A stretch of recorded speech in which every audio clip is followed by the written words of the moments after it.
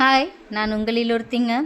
இன்றைக்கி நம்ம பார்க்க போகிறது ஒரு சூப்பரான இட்லி ரெசிபி தான்.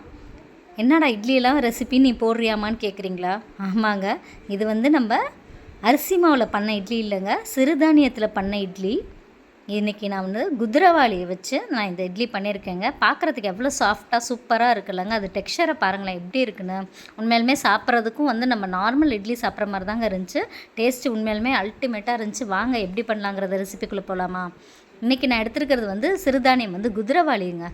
நான் இன்றைக்கி 1 டம்ளர் குதிரவாளி எடுத்திருக்கேன். அதுக்கப்புறம் அதே டம்ளர் அளவு நான் உளுந்து எடுத்திருக்கேன், வெள்ளை உளுந்து. அப்புறம் ஒரு டீஸ்பூன் வெந்தயங்க. இதை நான் முதல் நாள் நைட்டே ஊற வச்சுட்டு மறுநாள் காலைல எழுந்திரிச்சு இப்படி நான் அரைச்சி எடுத்துக்கிட்டேங்க. இது ரொம்ப ஒரு நைஸாக அரைக்கக்கூடாது. நம்ம இட்லி மாவு மாதிரி கொஞ்சம் கொரப்பாக அரைச்சிங்கன்னா அந்த இட்லி சுடுறப்ப ரொம்ப சாஃப்டாக இருக்குங்க, நல்லாவும் இருக்கும் சாப்பிட்றதுக்கு. பாருங்கள், இதுதான் கரெக்டான டெக்ஸ்சர் இதுக்கு.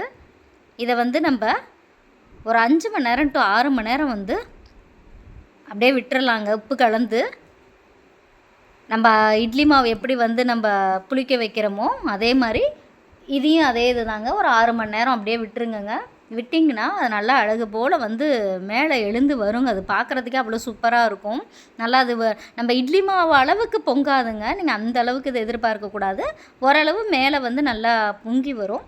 இதில் நான் எந்த இட்லி அரிசியோ இல்லை நம்ம அந்த புழுங்கல் அரிசி, பச்சரிசி எதுவுமே நான் சேர்க்கலை.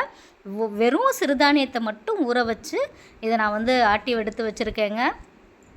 பாருங்கள், நம்ம உப்பு நல்லா கலந்து வச்சுட்டோம். இதை அப்படியே ஒரு மூடி போட்டு மூடிட்டு ஒரு 6 மணி நேரம் இல்லை 8 மணி நேரம் அதை விட்டுறலாங்க. கொஞ்சம் நேரம் கழித்து இது பார்க்கலாம்.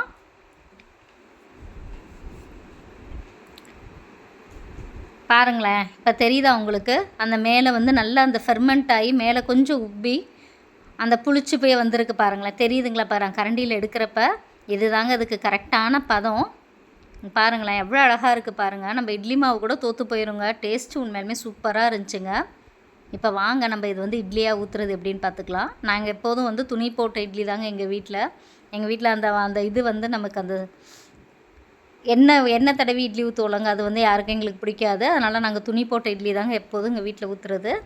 நார்மலாக நீங்கள் எப்படி இட்லி ஊற்றுறீங்களோ அதே மாதிரி ஊற்றி எடுத்துக்கோங்க. இங்கே பாருங்கள் எந்த அளவுக்கு நல்லா வந்திருக்குன்னு. தெரியுதுங்களா அமுக்குனா எப்படி இருக்குன்னு? உண்மையிலுமே எனக்கே ரொம்ப ஷாக்குங்க. இட்லி அவ்வளோ சூப்பராக இருந்துச்சு. கண்டிப்பாக அதை ட்ரை பண்ணுங்கள். உங்களுக்கு எப்படி இருந்துச்சுங்கிறத, நல்லா வந்துச்சா நல்லா வரலையாங்கிறத எனக்கு கமெண்ட் பண்ணுங்கள். இப்படியா இல்லை அப்படியான்னு. மீண்டும் நான் இன்னொரு வீடியோவில் உங்களை சந்திக்கிறேங்க. பாய்.